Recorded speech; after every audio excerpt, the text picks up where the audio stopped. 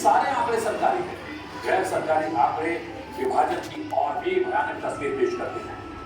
2021 में प्रधानमंत्री नरेंद्र मोदी ने कहा कि भूतकाल की गलतियों से सीख लेने के लिए 14 अगस्त को विभाजन विभीषिका स्मृति दिवस के रूप में मनाया जाना बेहद जरूरी।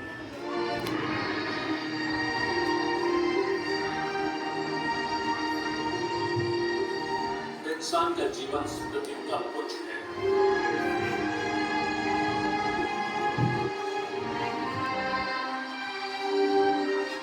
कुछ स्मृतियां आपको सुखद एहसास कराती हैं, तो कुछ स्मृतियां आपको दुख से भर देती हैं।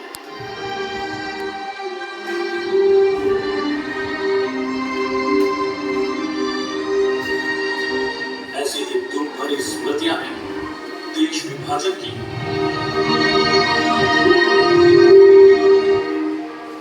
चाचा जी का सारा खून मेरी कमीज पर दिखा रहा। मैंने वो कमीज उतार दिखाई दी। 24 घंटे तक मैं बगैर कमीज के रहा। जो टैटूज थी उनके ऊपर लिखा गया तो टू हिंदुस्तान पंडित नेहरू महात्मा गांधी। हम लोगों को दूसरी ट्रेन में गुजरांवाले हॉस्पिटल में भेज दिया गया। गुजरांवाले हॉस्पिटल में जाने के बाद में मुसलमान डॉक्टरों ने तो ज्यादा जख्मी जो उनको इंजेक्शन देकर मारना शुरू कर दिया। भैया मैं जोड़ रहा हूँ कि मुसलमान डॉक्टरों ने भी हमारे ऊपर त्रासदी की है।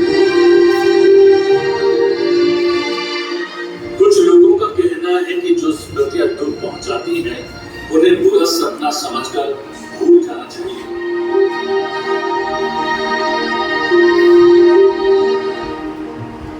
लेकिन क्या जिन्होंने अपने प्रियजनों को विभाजन की विभीषिका में खोया है, जिनके सर से माँ बाप का साया उठ गया है, जिनकी जीवन भर की पूंजी नष्ट हो गई, जिनका घर-बार जलाकर राख कर दिया गया, वो विभाजन की उस विभीषिका और उसकी भयावह स्मृति को भुला सकते हैं। हमारी ट्रेन 23 सितंबर को सुबह पिंडाल खान से चलेगी और शाम तक एक गांव की स्टेशन है गुजरांवाला और लाहौर के बीच में, वहां पर आके रुकी। सारी रात वहीं रुकी रही। रात को हमें ये महसूस होता रहा कि कुछ लोग जो है ट्रेन को देखते हुए आगे जा रहे हैं, उनके पास हथियार है। वो आगे एक सिग्नल पर जाके बैठ गए। अगले दिन सुबह गुजरांवाले से पुलिस आई। उन्होंने कहा आपके पास जो भी हथियार है आप यहाँ छोड़ जाइए, क्योंकि आप हिंदुस्तान इनको नहीं ले जा सकते। सब हमारे लोग हमारे से हथियार ले लिए गए। हमारे साथ बलोच मिलिट्री थी।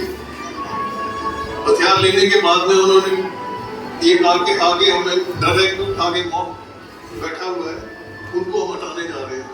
उन्होंने हटाना क्या था, उनको बुलाना है, सिग्नल दे दिया कि अब आप अटैक कर सकते हैं। 3500 के लगभग हमारी ट्रेन में टोटल यात्री थे। जब शुरू में उन्होंने आए, उन्होंने सबसे पहले तो पैसा लूटना शुरू कर दिया। जितना है आपके पास जो भी है हमें दे दीजिए, हम आपको छोड़ देंगे। पैसा लूटने के बाद में उन्होंने जवान लड़कियों को निकालना शुरू किया। 200-300 के बीच में जवान लड़की जो है उन्होंने निकाल ली। 85 वर्षीय पीएल मेहता जैसे हजारों लाखों लोगों से 1947 की विभाजन की विभीषिका ने उनका सब कुछ छीन लिया।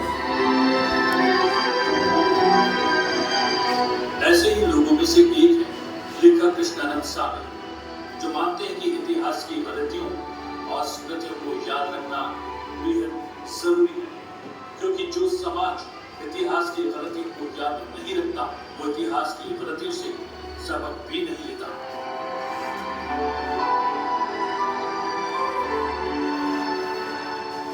कोई भी समाज हो, वो समाज तभी तक जीवित रहता है जब तक उस समाज का इतिहास उस समाज को ज्ञात हो। जो समाज अपने इतिहास को भूल जाता है, वो समाज क्रमशः नष्ट हो जाता है। तो अपने समाज को, अपने राष्ट्र जीवन को अगर हमने आगे चलाना है, तो फिर इस इतिहास को, चाहे कितना भी इतिहास हो, कितना भी पृष्ठभूमि हो, इस इतिहास को याद रखना बहुत आवश्यक आवश्यक है और अपनी अगली पीढ़ियों को देना ये हमारा कर्तव्य है। उस समय त्रासदी क्या हुई, उस समय पूरी की पूरी गतिविधि क्या हुई, घटनाक्रम क्या हुआ, इन सारी बातों को जनता के सामने, विशेषकर युवा पीढ़ी के सामने लाना बहुत जरूरी है। किसने छल प्रपंच किया, किसने उन सारे दस्तावेजों की कूट रचना की, किसने किस तरह से उन सारी चीजों का विभक्तिकरण किया, जो कि एक अव्यवहारिक विभक्तिकरण था। एक बहुत छोटा सा उदाहरण देता हूं। आपने दो देशों का विभाजन तो किया, लेकिन ये एक असमान विभाजन था। पैरामीटर क्या था? एक राष्ट्र तो धर्म के आधार पर जाएगा और दूसरा राष्ट्र सेक्युलर होगा। ये पैरामीटर ही गलत है।